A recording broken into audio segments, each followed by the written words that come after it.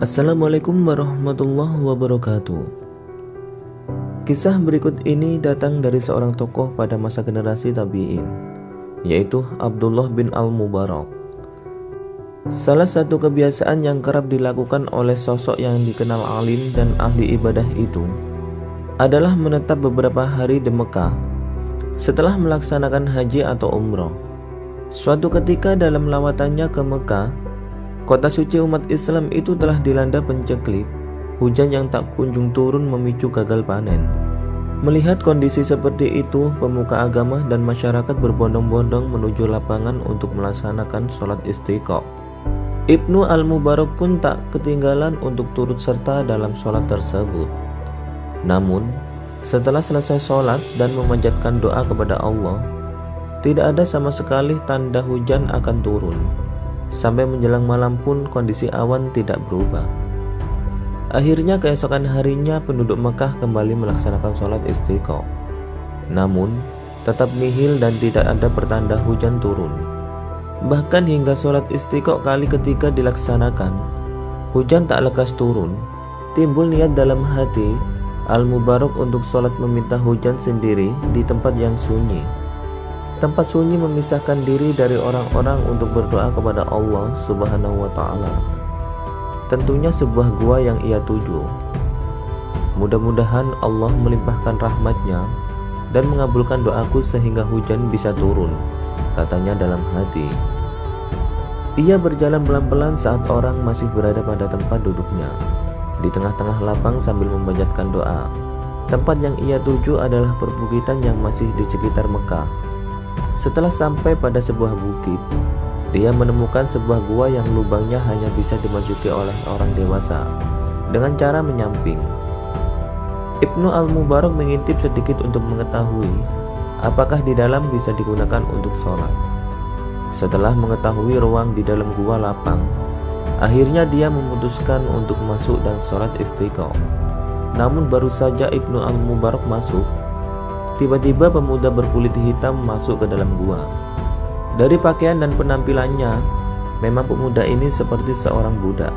Entah sengaja atau tidak, meski mengetahui di dalam gua sudah terdapat orang, pemuda itu tidak menyapa atau mengucapkan salam layaknya orang yang beriman.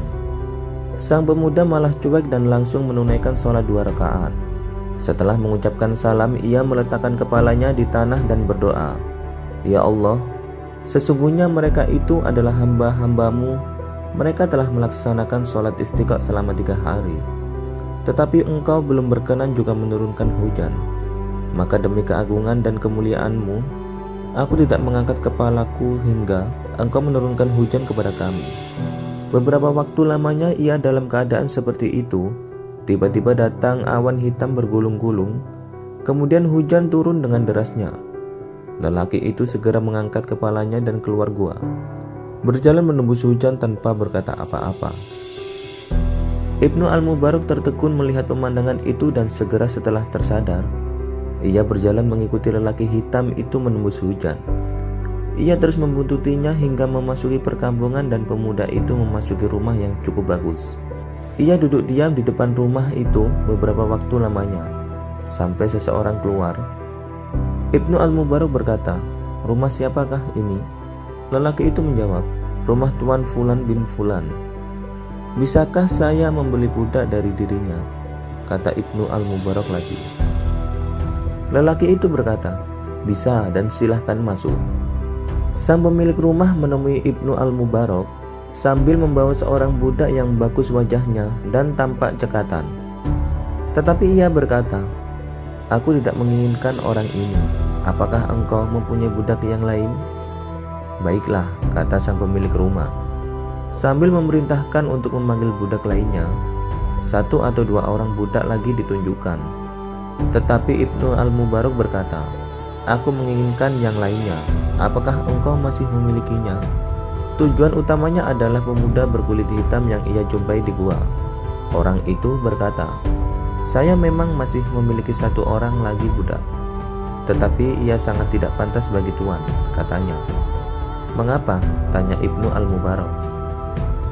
Orang itu berkata, "Karena dia seorang yang pemalas. Tuhan tidak akan memperoleh manfaat apa-apa darinya." Ibnu Al-Mubarak berkata, "Bawalah dia kemari. Aku ingin melihatnya."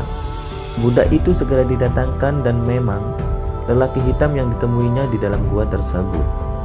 Tampak gembira di matanya dan segera ia berkata, "Aku ridho dengan orang ini. Beberapa engkau ingin menjualnya?" Orang itu berkata, "Saya dahulu membelinya 20 dinar, tetapi sekarang tidak laku walau hanya 10 dinar. Saya akan membelinya seharga 10 dinar darimu," kata Ibnu Al-Mubarak yang langsung mengeluarkan uang 10 dinar dan memberinya kepada orang itu. Ibnu Al-Mubarak membawa budak hitam itu ke tempat tinggalnya. Budak hitam yang selama itu hanya diam saja, tiba-tiba berkata, "Wahai Ibnu Al-Mubarak, mengapa engkau membeli aku? Aku tidak akan mengabdi dan melayani dirimu." Ibnu Al-Mubarak terkejut karena budak itu mengetahui dan menyebut namanya.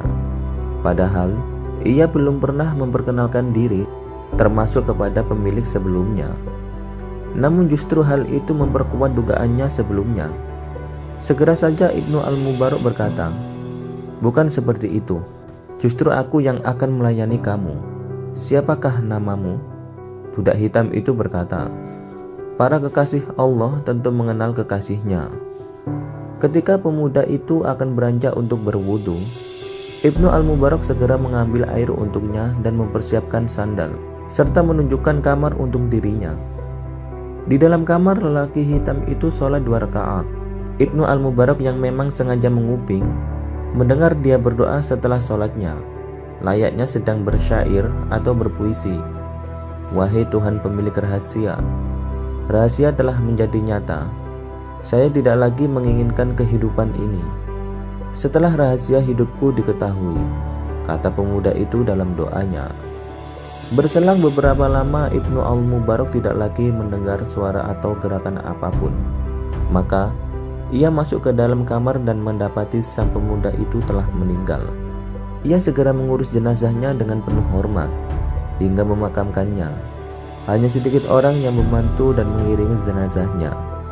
Namun bagi Ibnu Al-Mubarak, kondisi tersebut justru dianggap sebuah penghormatan, karena ia sendiri yang akhirnya banyak berperan dalam mengurus jenazah kekasih Allah tersebut. Sahabat Histori Islam, begitulah sedikit kisah dari budak yang doanya selalu terkabul.